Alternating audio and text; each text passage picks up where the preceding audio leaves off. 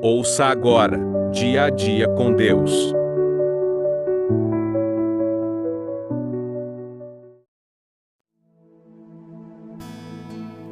Cor e reconciliação. Portanto, somos embaixadores de Cristo, como se Deus estivesse fazendo seu apelo por nosso intermédio. Por amor a Cristo lhe suplicamos, reconciliem-se com Deus. 2 Coríntios capítulo 5, versículo 20.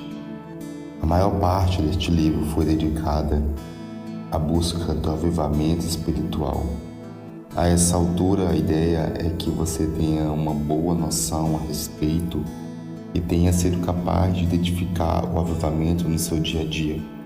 Agora que se aproxima o fim, é bom desviar a atenção para outra questão, que já começou a ser tratada no capítulo anterior. O que fazer para manter viva a fé? Como prolongar o avivamento, por assim dizer?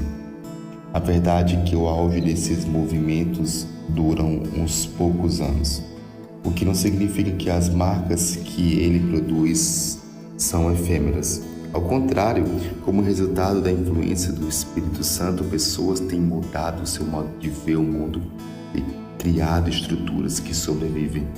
Um caso interessante é o do movimento que ficou conhecido como Movimento da Rua Azusa, ocorrido em Los Angeles, na costa oeste dos Estados Unidos. Esse era o endereço das reuniões de um grupo de cristãos que desafiou as regras da segregação racial vigentes nos Estados Unidos no início do século XX. A figura-chave desse movimento foi o William Seymour. William era de origem pobre, discriminado no meio cristão da época, que dava aos brancos os assentos preferenciais às igrejas e voz ativa na sociedade. Filho de escravo, ele era cego de um olho e mal visto por outras igrejas na cidade. Tornou-se metodista porque a denominação, influenciada por John Wesley, constitua-se no grupo cristão mais interracial daquela época. William Seymour tinha o desejo de ver uma reconciliação racial em seu tempo por meio da atuação do Espírito Santo. Isso aconteceu no galpão da Rua Azusa, berço do movimento pentecostal. Lá, pessoas de cores, posições sociais e personalidades diferentes se reuniam para orar e buscar a presença de Deus. Segundo os historiadores, o culto da Rua Azusa era composto de alguns cânticos, orações individuais e conjuntas. Poucas vezes Seymour recitou alguns versículos bíblicos, ajoelhando no caixote usado para carregar verduras. O galpão estava sempre cheio em cada um dos 3 cultos diários. Cabiam 800 pessoas, todas exprimidas buscando a Deus a despeito de suas tradições, culturas e cor. As pessoas que frequentavam aquela reunião eram trabalhadas pelo Espírito Santo de tal forma que muitas se dedicavam a missões. Assim, o avivamento sobrevive quando os indivíduos que querem tornar permanente uma realidade espiritual distinta que Deus lhe permitiu experimentar. A atividade de Seymour ajuda a entender o que o apóstolo Paulo disse a respeito da reconciliação.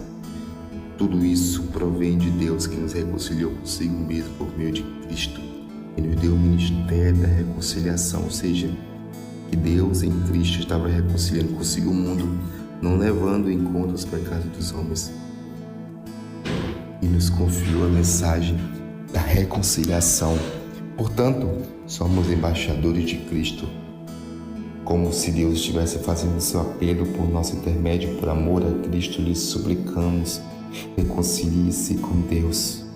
Seymour e os frequentadores de sua igreja viveram um período de reconciliação racial e plantaram na sociedade americana mais uma semente de igualdade que ajudaria a consolidar décadas mais tarde. O movimento pelos direitos civis está tudo interligado e Deus sempre está à frente. Será assim também no Brasil de hoje, se você estiver disposto a trabalhar por isso.